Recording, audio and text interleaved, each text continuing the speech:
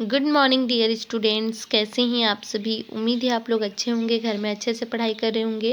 Class 8 science subject में हम chapter 13 पढ़ रहे हैं बच्चों, जिसमें हम पढ़ रहे हैं खाद्य उत्पादन एवं प्रबंधन।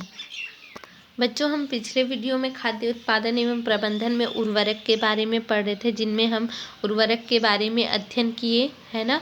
आज हमें पढ़ना है अपने आसपास के उन तालाबों अथवा पोखरों का अवलोकन करें जहां मछली पालन किया जा रहा हो, है ना। हमें अपने आसपास के उन तालाबों या फिर जो पोखर होते हैं बच्चों, उनका हमें अध्ययन करना है, अवलोकन करना है ना। अवलोकन करने के बाद हमें जहां मछली पालन किया जा रहा हो और मछलियों का चारा उपलब्ध कराने के लिए तालाब के पानी में उर्वरक अथवा खाद डाली जाती है ना। खाद वहाँ डाली जाती है तो इनके प्रभाव से पानी में शैवालों यानी कि काई तथा अन्य जलीय पौधों की संख्या में बहुत अधिक वृद्धि हो जाती है और तालाब का पूरा पानी हरा हरा दिखने लगता है। कुछ समय बाद तालाब में दुर्गंध आने लगती है। अपने शिक्षक से चर्चा करें, ऐसा क्यों होता है। तो बच्चों, क्या होता है कि मछली पालन किया जाता है तालाबों में, है ना, और मछलियों को चारा उपलब्ध कराने के लिए तालाब में पानी में क्या डाला जाता है, उर्वरक अथवा खाद डाली जाती है।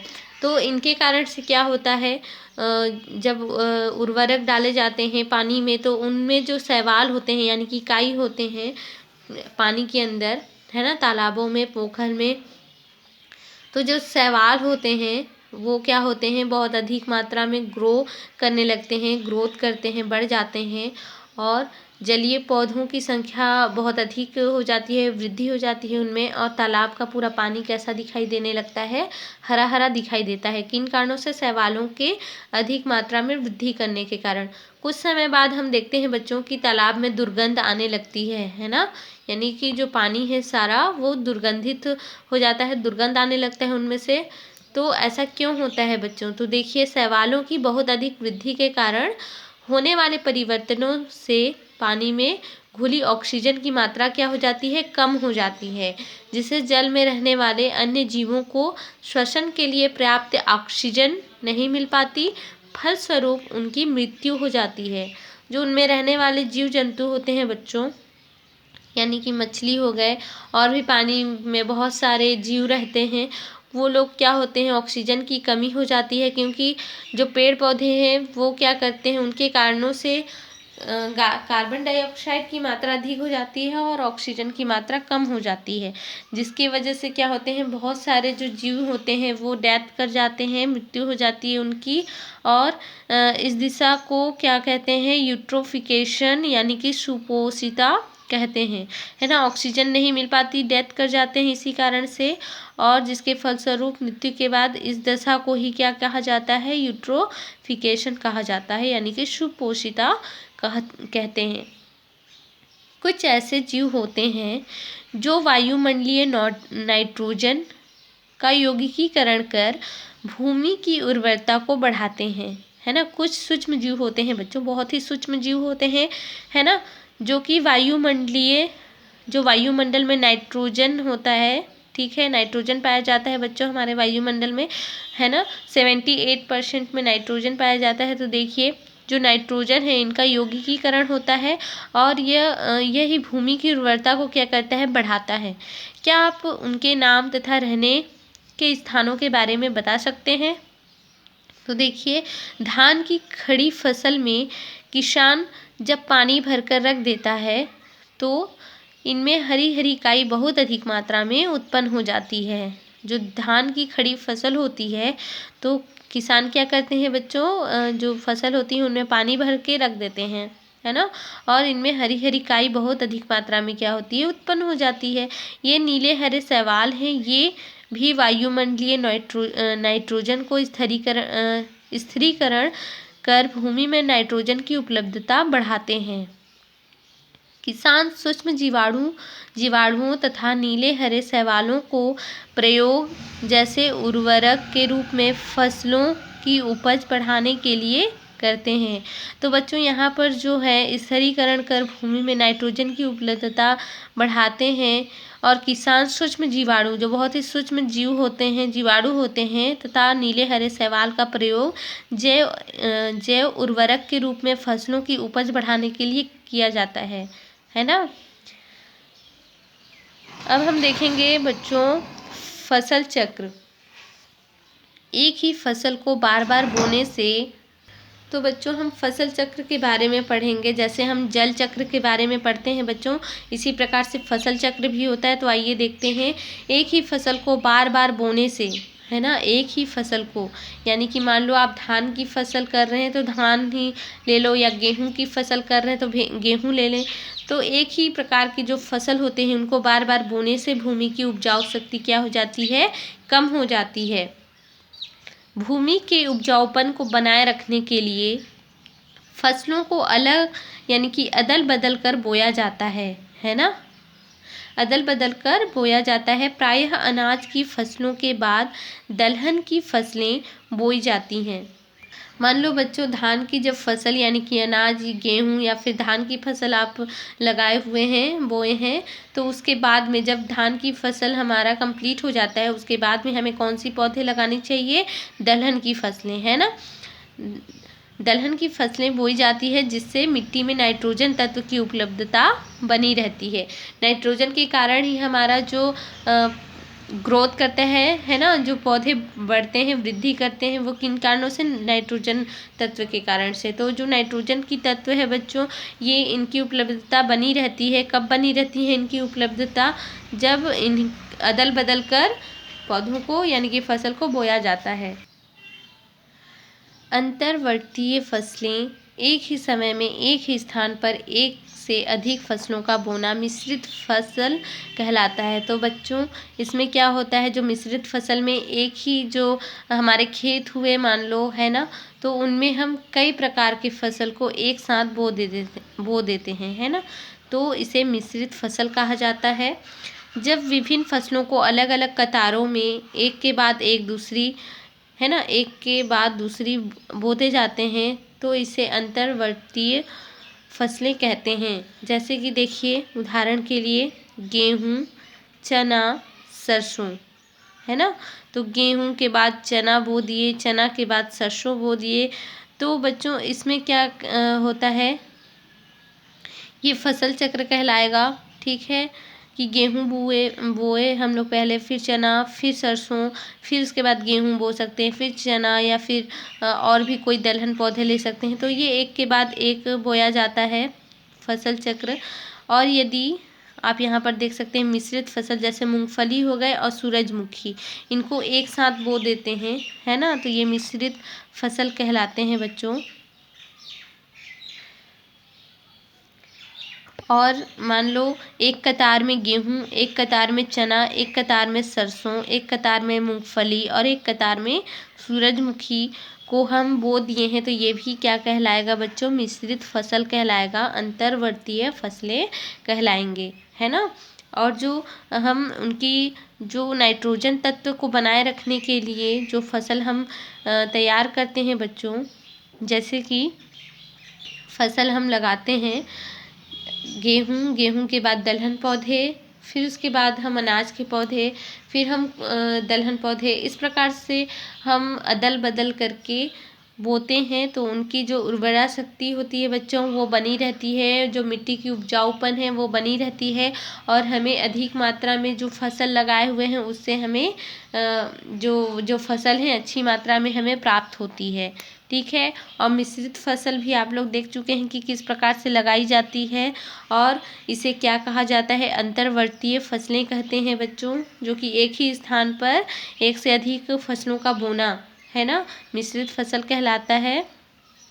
इसे अलग अलग जब विभिन्न फसलों को अलग अलग कतारों में बोते जाते हैं तो इसे अंतर्वर्तीय फसलें कहते हैं। ठीक है बच्चों, तो आइए अब हम पढ़ते हैं सिंचाई के बारे में। 13.3.6 सिंचाई। तो बच्चों आप सभी जानते हैं सिंचाई के बारे में। फसलों के लिए निश्चित अंतराल के बाद जल आपूर्ति की आवश्यकता होती है। जैसे कि आप मान लो गेहूँ लगाए हैं या धान लगाए हैं, तो कुछ कुछ दिनों बाद उनमें जल डालना ज़रूरी होता है बच्चों, है ना। यानी कि पानी पटाना भी कहते हैं, पानी पटा रहे हैं या पानी डाल रहे हैं हम खेतों में, तो इसे सिंचाई करना कहा जाता है बच्चों। तो फसलों के लिए निश्चित अंतराल यानी कि कुछ दिनों के बाद जल आपूर्ति की आवश्यकता होती है, यानी कि जल की आवश्यकता होती है। पौधों को कृत्रिम रूप से पानी की आपूर्ति करने की विधि को ही सिंचाई कहते हैं, है ना। जैसे कि बारिश के मौसम में बच्चों भरपूर मात्रा में पानी मिल जाती है, कुछ दिनों के अंतराल में पानी हमेशा गिरते रहते हैं वर्षा ऋतु में, तो पौधों को पानी मिल जाती है। मगर क्या होता है, वर्षा ऋतु के पश्चात यदि हम कोई फसल लगाए हैं तो उन्हें कृत्रिम रूप से जल की आवश्यकता होगी, तो कृत्रिम रूप से सिंचाई किया जाता है, पानी की पूर्ति किया जाता है बच्चों, है ना। तो पानी आपूर्ति करने के लिए विधि को, जो कृत्रिम रूप से पानी की आपूर्ति करने की विधि होती है बच्चों, इन्हीं को सिंचाई कहते हैं। सिंचाई से प्राप्त जल द्वारा पौधे खनिज लवणों का अवशोषण, प्रकाश संश्लेषण तथा अन्य जैविक क्रियाएं संपन्न करते हैं, है ना। यहाँ पर हम देखते हैं सिंचाई से प्राप्त जल जो होता है, जल द्वारा पौधे खनिज लवणों का अवशोषण करते हैं और प्रकाश संश्लेषण तथा जैविक क्रियाएं करते हैं। बच्चों आप सभी को पता है कि जो पौधे होते हैं वो प्रकाश संश्लेषण की क्रिया करते हैं, और प्रकाश संश्लेषण की क्रिया करने के लिए उन्हें जल की आवश्यकता है, प्रकाश की आवश्यकता है ना, खनिज लवण की आवश्यकता है।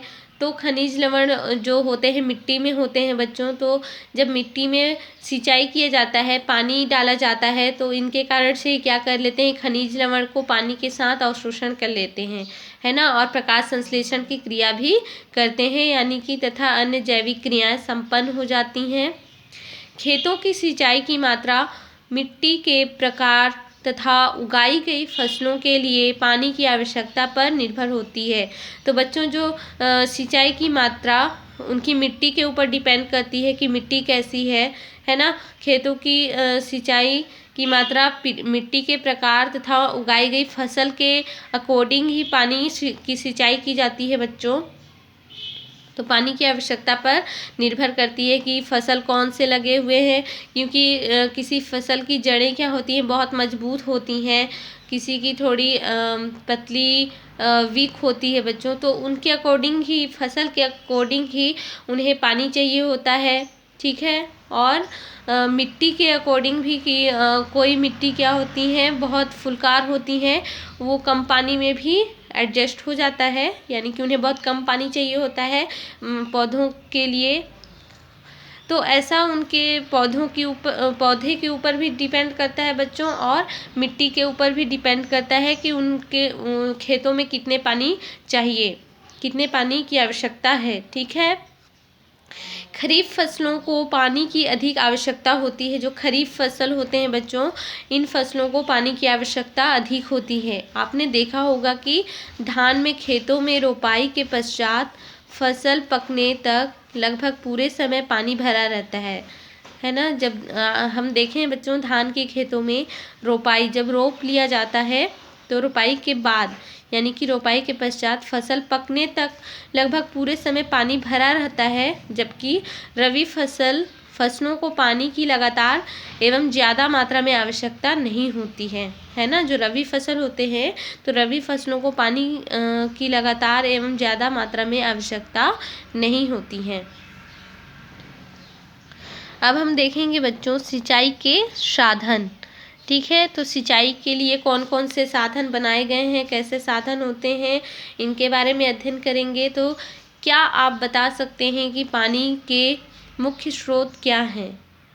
तो बच्चों आप सभी जानते हैं पानी के मुख्य स्रोत सबसे पहले तो हमारा बड़ा समुद्र होता है, कुआं होता है ना, ये पानी के स्रोत हैं। तो आइए देखते हैं, नदी, तालाब, ये सभी पानी के स्रोत होते हैं। तो क्या आप बता सकते हैं पानी के मुख्य स्रोत क्या हैं? वर्षा के द्वारा हर समय खेतों को पानी नहीं मिल पाता, है ना। वर्षा ऋतु तक तो पानी मिलेगा बच्चों, मगर वर्षा के द्वारा हमें हमेशा पानी नहीं मिल सकता, क्योंकि ऋतुएं चेंज होती हैं, ठीक है। तो देखिए, किसान सिंचाई हेतु जलाशय नदियों, तालाबों तथा भूमिगत जल का उपयोग करते हैं, है ना। भूमिगत यानी कि जो भूमि के द्वारा जल प्राप्त होते हैं बच्चों, यानी कि कुआं के द्वारा, है ना, नदी के द्वारा, तालाब के द्वारा, तो इनके द्वारा ये जल का उपयोग करते हैं। नदियों पर निर्मित जलाशयों से नहरों द्वारा बड़े स्तर पर सिंचाई की जाती है। छोटे स्तर पर तालाबों, कुओं अथवा नलकूपों से सिंचाई की जाती है। तो बड़े स्तर पर देख रहे हैं बच्चों, जो जलाशयों से नहरों द्वारा बड़े स्तर पर सिंचाई करना होता है तो नहरों के द्वारा किया जाता है, नदियों के द्वारा किया जाता है। और छोटे स्तर पर जब सिंचाई की जाती है तो तालाबों और कुओं और नलकूपों के द्वारा भी सिंचाई कर ली जाती है।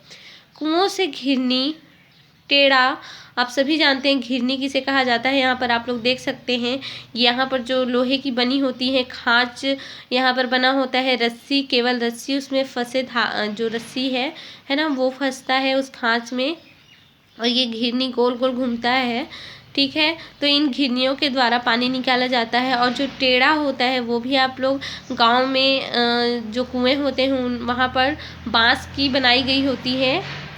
तो बच्चों आप लोग देख चुके हैं ऐसा टेढ़ा कैसे होता है ना, बांस की बनाई गई होती है, तो उससे भी पानी निकाला जाता है कुओं से। और देखिए, कुओं से घिरनी, टेढ़ा, जिसे ढेकुली भी कहा जाता है बच्चों, ढेकुली, तथा रहट द्वारा पानी ऊपर खींचा जाता है और उसे छोटी छोटी नालियों द्वारा खेतों तक पहुंचाया जाता है, ठीक है। यहाँ पर आप लोग देख सकते हैं बच्चों कि किस प्रकार से कुआं से पानी निकाला जा रहा है ना, इसे घिरनी द्वारा सिंचाई कहते हैं। और यहाँ पर आप लोग देख सकते हैं नलकूप द्वारा सिंचाई कि किस प्रकार से नलकूप के द्वारा पानी निकाला जा रहा है। और ये रहट द्वारा सिंचाई कि किस प्रकार से रहट, ये जो इसे रहट कहा जा रहा है, आप लोग डायग्राम में देख सकते हैं, इसके द्वारा छोटे छोटे नालियों द्वारा पानी पहुँचा दिया जाता है रहट द्वारा, ठीक है। चित्र 13.6 में सिंचाई के विभिन्न साधन हैं। ये विभिन्न यानी कि अलग अलग प्रकार के साधन हैं ये। इस साधनों के द्वारा सिंचाई की जाती है बच्चों।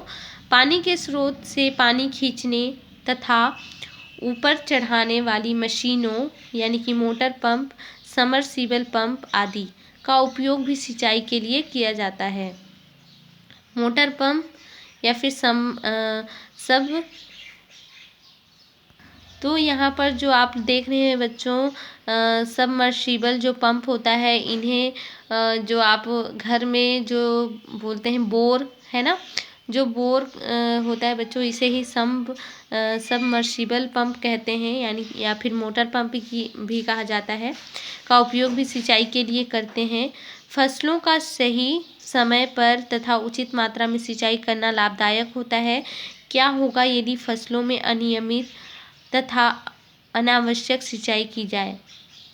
तो बच्चों, उचित मात्रा में जितना पानी की आवश्यकता होती है हम उतना फसलों के लिए सिंचाई करते हैं, है ना। यदि क्या होता है बच्चों कि सिंचाई की जो मात्रा होती है, यदि हम फसलों में अनियमित यानी कि अनियमित रूप से या अनावश्यक सिंचाई करें, जब पौधों को आवश्यक नहीं है पानी की तो भी हम अनावश्यक सिंचाई करते हैं, तो क्या होगा, दोनों ही दशा में फसल क्या होंगे बच्चों, नष्ट हो जाएगी, है ना। आवश्यकता से अधिक सिंचाई से मिट्टी में वायु की कमी हो जाती है। अधिक समय तक पानी जमा रहने तथा मिट्टी में वायु का संचार नहीं होने से जड़ों को श्वसन के लिए ऑक्सीजन नहीं मिल पाती है, जिससे जड़ें सड़ने लगती हैं। इस दशा को जलाक्रांत कहते हैं। तो यहाँ पर हम देखते हैं बच्चों कि यदि मिट्टी में अधिक मात्रा में पानी जमा रहे तो मिट्टियों को श्वसन करने के लिए यानी कि वायु की कमी हो जाती है और जड़ें सड़ने लगती हैं, जिनके कारण से पौधे नष्ट हो जाते हैं, है ना। इसी कारण से अनावश्यक सिंचाई भी नहीं करना चाहिए और अनियमित जो सिंचाई है वो नहीं करना चाहिए, है ना। जब पौधों को जब पानी की आवश्यकता होती है तभी सिंचाई करनी चाहिए। बच्चों, यहाँ पर सिंचाई की नवीन तकनीकें हैं जो कि हम नेक्स्ट वीडियो में पढ़ेंगे बच्चों। सिंचाई की नवीन तकनीकें हम नेक्स्ट वीडियो में पढ़ेंगे, है ना बच्चों। यहाँ पर कुछ क्वेश्चन दिए हुए हैं जिनके आंसर आपको देने हैं और मेरे व्हाट्सएप नंबर पर सेंड करने हैं। तो यहाँ पर आप लोग देख रहे हैं, क्या एक ही खेत में धान तथा परवल की खेती की जा सकती है? कारण सहित लिखें। तो बच्चों इसका आंसर आप लोगों को देना है, क्या एक ही खेत में, है ना, धान और परवल दोनों की खेती क्या एक साथ की जा सकती है बच्चों? है ना, की जा सकती हैं। तो आप इनका आंसर दीजिए। नहीं की जा सकती तो क्यों नहीं की जा सकती, है ना। तो इनका कारण आपको बताना है, कारण सहित आपको बताना है। तो ये आपका होमवर्क है बच्चों। सिर्फ आपको आज एक ही होमवर्क दी जा रही है ताकि इनका आंसर आप सही सही दें। ठीक है बच्चों, बाय बाय, टेक केयर।